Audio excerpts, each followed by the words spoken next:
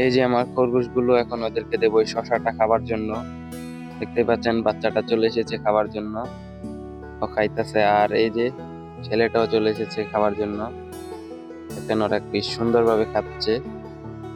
আর এই যে মেয়েটাও চলে এসেছে খাবার জন্য, শুধুমাত্র এই কালোটা বাকি আছে, ও দূরে বসে আছে।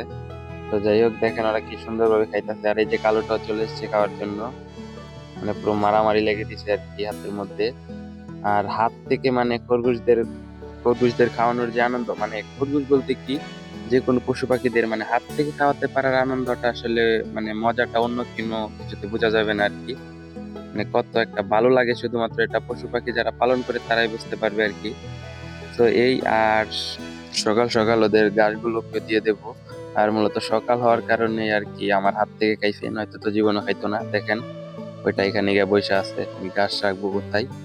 তো যাই হোক এই, তো এদের আসলে নিয়মিত আপডেট গুলো পেতে অবশ্যই আমাদের সাথেই থাকবেন।